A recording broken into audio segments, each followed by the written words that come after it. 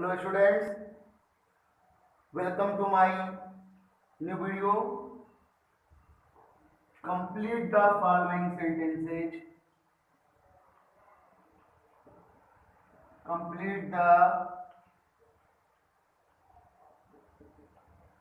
following sentences. Part 2 for class 10 UP board.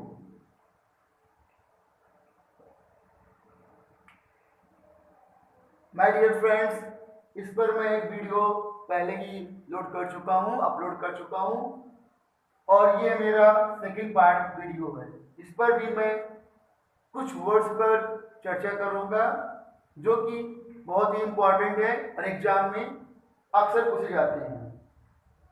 जैसा कि मैंने आपको बताया भी है और आप हमारे पहले वीडियो में देखेंगे कि कंप्लीट द फॉलोइंग सेंटेंसेस में कुछ पार्ट लिखा होता है और एक ब्लैंक लिखा होता है। उस ब्लैंक में हमें कुछ फिल करना होता है। तो मैंने बताया था कि वो बहुत इजी होता है, बस आप कुछ बातों का और कुछ नियमों को फॉलो कीजिए और वो आप आराम से कर सकते हैं।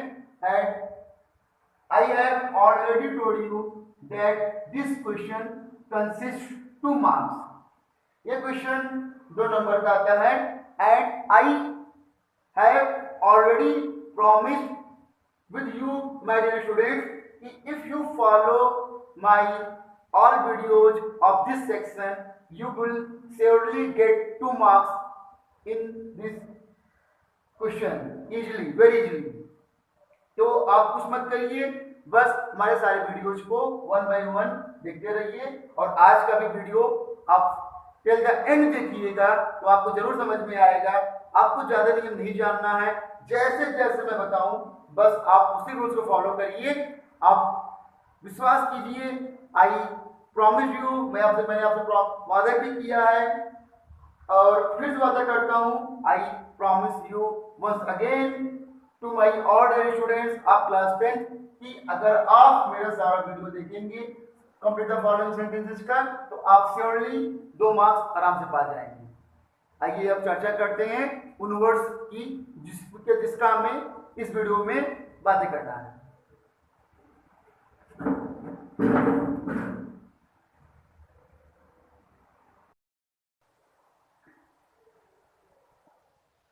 देखिए बच्चों, मैं आपको 2 वर्ड्स लिखने जा रहा हूं और ये दोनों वर्ड्स बिल्कुल सिमिलर दिखाई पड़ते हैं, बट इनका यूज और इनके मीनिंग्स अलग अलग होते हैं। वो वर्ड्स कौन कौन से हैं आप देख लीजिए। एक वर्ड बेटा हमारा है so dash dash dash that और एक वर्ड होता है हमारा सो दैट।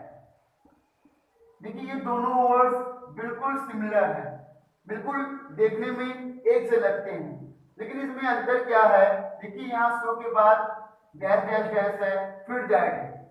अगर इसके अर्थ की बात करें तो इसका अर्थ होता है इतना डैश डैश डैश की, और इस सो दैट का अर्थ होता है ताकि। इस सो दैट का अर्थ होता है ताकि। ये तो हो गई इसके अर्थ की बात। अब यहां ध्यान दीजिए दोस्तों कि इस वर्ड में यदि कि सो के बाद एक डैश लगा हुआ है, तो इस सो के बाद जो डैश लगा हुआ है इसमें हम लोग कोई एडजेक्टिव या एडवर्ब लिखा होगा, एडजेक्टिव या एडवर्ब। और दैट के बाद जब हम लोग कोई सेंटेंस स्टार्ट करेंगे तो उसके साथ हम लोग हेल्पिंग वर्ब या आप बोल सकते हैं मॉडल वर्ब कैन या कुड का प्रयोग करते हैं। ध्यान दीजिएगा, जब आप इस सेंटेंस को दूसरे सेंटेंस से ऐड करेंगे तब आपको वहां पे कैन या कुड का प्रयोग करना होगा। अगर प्रेजेंट टेंस में है तो कैन का प्रयोग करिए, पास्ट टेंस में है तो कुड का प्रयोग करिए। लेकिन अगर ये दिया हुआ है सो दैट जिसका अर्थ होता है में ताकि, तो अगर आप इससे कोई वर्ड सेंटेंस को आगे बढ़ाएंगे तब आपको वहां पे में या माइट का प्रयोग करना होगा। Students, complete the following sentences में कुछ बातों का ध्यान दीजिए और आराम से 2 नंबर ले लीजिए। वो बातें क्या मैं बता रहा हूं कि अगर सो डैश डैश डैश लगा हुआ है जिसका अर्थ होता है इतना डैश डैश की तो आप जब डैट के बाद अगला सेंटेंस लिखेंगे तब आपको वहां पे कैन या कुड लिखना पड़ेगा। अगर सेंटेंस हमारा शुरू वाला प्रेजेंट में है तब आप कैन का यूज कीजिए, अगर पास्ट में है तो कुड का यूज कीजिए। लेकिन अगर सो दैट से सेंटेंस जोड़ना है आपको तो आप में या माइट का यूज कीजिए। जैसे हम इसे कुछ एग्जांपल से समझते हैं। देखिए जैसे लिखिए ही इज सो वीक। अब मान लीजिए इसके बाद दैट ले लीजिए डैश डैश डैश डैश, तो आप समझ लीजिए कि ही इज सो वीक। अब आपको अगला सेंटेंस स्टार्ट करना है तब आपको उसको डैश से स्टार्ट करना पड़ेगा।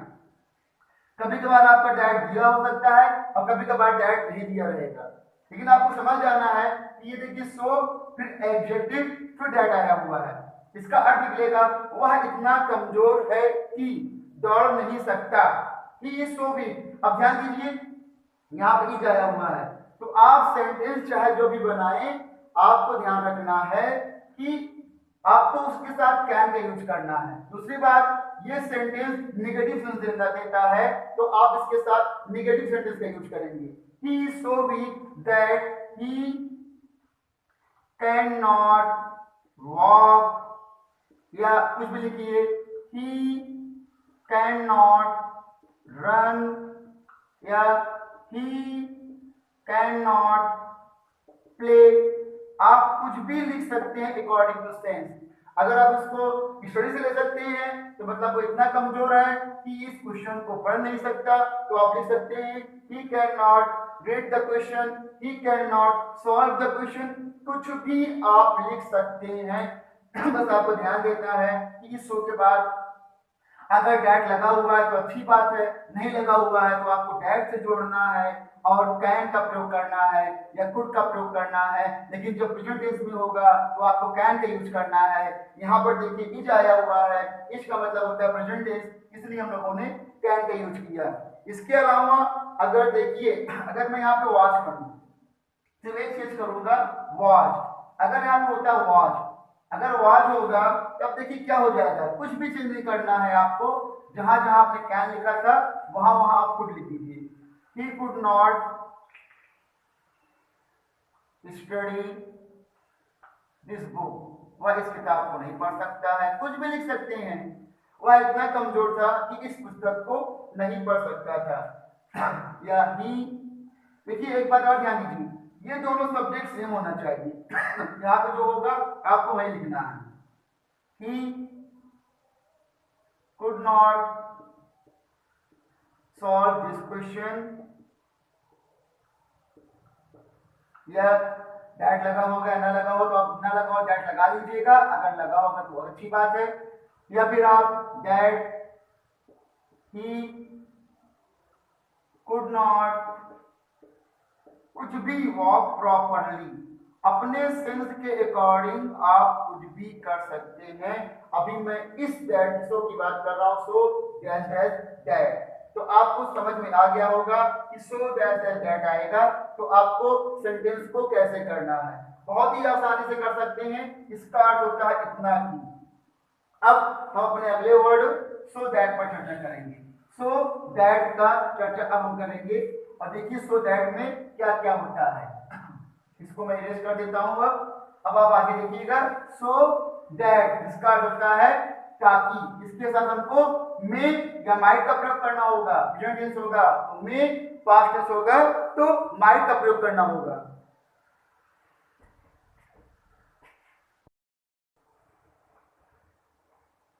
सो दैट ताकि, देखिए कैसे आएगा, देखिए सेंटेंस लिखा होगा he drew his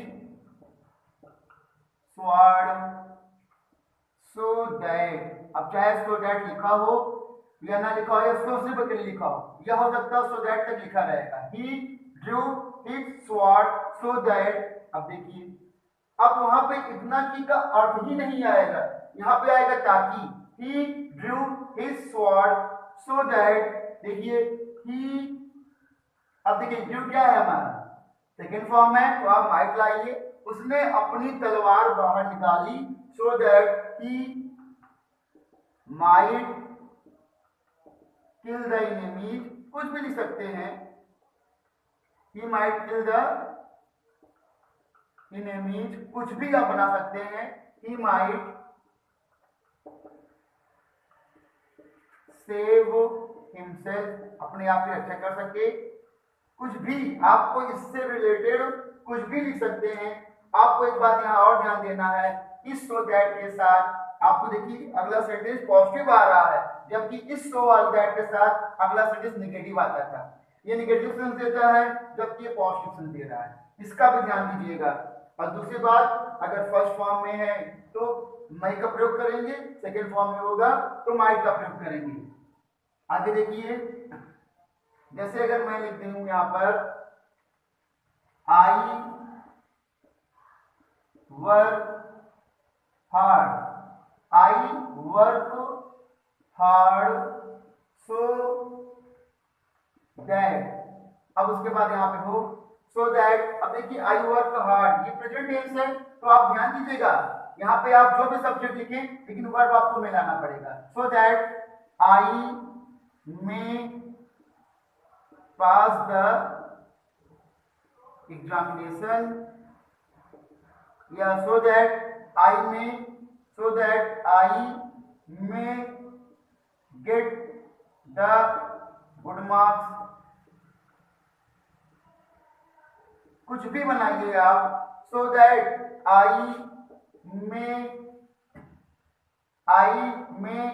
get a good job, आप कुछ भी बना सकते हैं।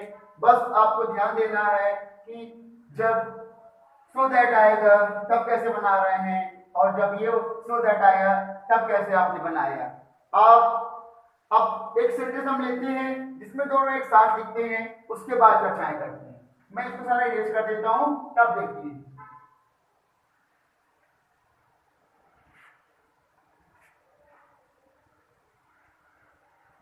देखिए,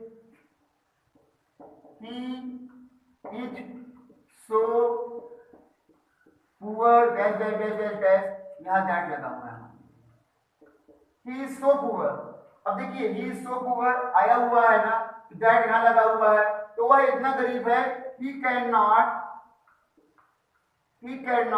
pay his fees, कुछ भी लिख सकते हैं।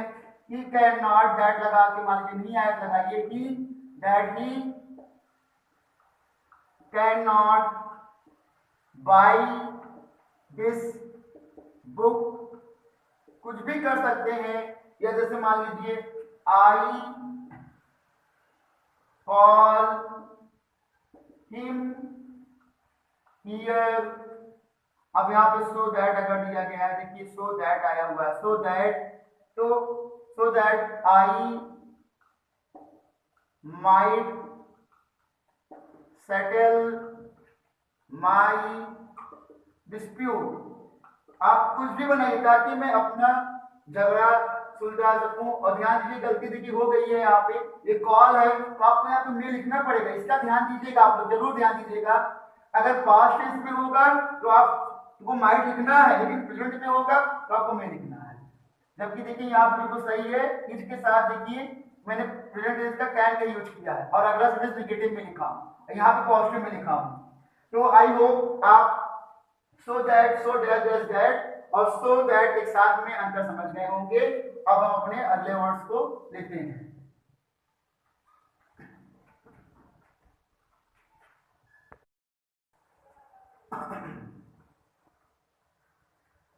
देखिए हमारा अगला वर्ड होगा लेस्ट, बहुत ही इंपॉर्टेंट वर्ड है, कई बार एग्जाम में आया हुआ है। इसके साथ आप लोग, इसका अर्थ होता है कहीं ऐसा ना हो कि, कहीं ऐसा ना हो कि, और इसके साथ हेल्पिंग वर्ब शुड का प्रयोग करेंगे। ध्यान दीजिएगा, इसके साथ हेल्पिंग वर्ब शुड का प्रयोग करेंगे और इसके साथ वाला जो सेंटेंस होगा वो हमेशा अफर्मेटिव में होगा। जो सेंटेंस आप लिखेंगे इसके साथ वाला वो आपको पॉजिटिव में ही लिखना है। अगर आपने निगेटिव लिख दिया तो रॉन्ग हो जाएगा, क्योंकि ये निगेटिव सेंस देता है। जैसे अगर आ जाए वॉक, एग्जाम्पल देखिए, वॉक केयरफुली लेस्ट, ऐसे आया रहेगा, वॉक केयरफुली लेस्ट। अब आपको ब्लैंक दे दिया तो वॉक केयरफुली लेस्ट, ध्यान पूर्वक चलो, कहीं ऐसा ना हो कि तुम गिर जाओ। तो आप बनाओगे लेस्ट यू शुड फॉल, यही कर सकते हैं इसमें, walk carefully लेस्ट you should fall, कहीं ऐसा ना हो कि आप गिर जाएं। आप जो भी बनाए वॉक यू शुड फॉल ही इसमें आपको सबसे बढ़िया और एग्जैक्ट समझ में आ रहा है, तो आप जब भी बनाएंगे ऐसा ही बनाइए। या एक सेंटेंस आता है भाई, कई बार एग्जाम में आपके आया हुआ है, I am working hard lest. अब I am working hard lest, मैं कठिन परिश्रम कर रहा हूं, कहीं ऐसा ना हो कि, अब आपको इसका नेगेटिव भी देना है, जैसे मैं कहीं ऐसा ना हो कि मैं फेल हो जाऊं, lest I should fail, lest I should, देखिए कॉन्ट्राडिक्शन भी देता है, ये कॉन्ट्राडिक्शन का सेंस देता है। I am working hard lest I should pass तो गलत हो जाएगा, I am working hard lest I should fall, कहीं ऐसा ना, आई शुड फेल, कहीं मैं फेल ना हो जाऊं, कहीं ऐसा ना हो कि मैं फेल हो जाऊं, आई am working hard lest I should fail. तो ऐसे जब लिस्ट आएगा, लिस्ट का यूज आपको ऐसे करना है। दूसरा सेंटेंस आपको शुड के साथ लिखना है और इसके साथ आपको कॉन्ट्राडिक्टेड वर्ड लिखने हैं, कॉन्ट्राडिक्टेड वर्ड जो उसका विरोध करता हो, ऐसे वर्ड लिखने हैं। आइए हम लोग एक दो वर्ड की चर्चाएं और कर लेते हैं।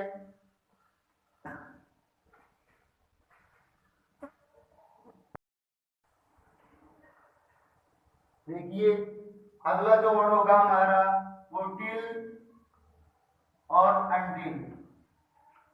ये सारे वर्ड्स हम आपको एज अ कंजंक्शन के रूप में सिखा रहे हैं मित्रों। टिल अनटिल इसका अर्थ होता है जब तक, डैश डैश डैश नहीं। इसमें कुछ बातों को ध्यान दीजिए, इनका यूज बिना अंतर के होता है और ये टाइम को डिनोट करते हैं। इनका यूज बिना अंतर के होता है, they are used without any difference, they are used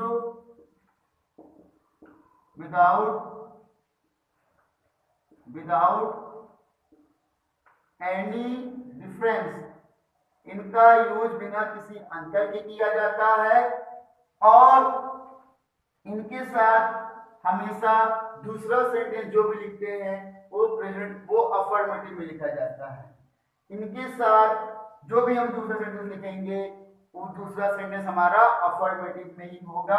not में जबकि नहीं आ रहा है, लेकिन आपको नॉट नहीं लिखना है, ध्यान दीजिएगा। इनके साथ नॉट या नो का प्रयोग नहीं करना है, नॉट या नो, नॉट यूज, इनका यूज मत करिएगा, इनका यूज नहीं करना है, आपको नहीं करना है। और ये आपको टाइम बताते हैं, टाइम डिनोटेड है, ये आपको समय बताते हैं, टाइम डिनोटेड है।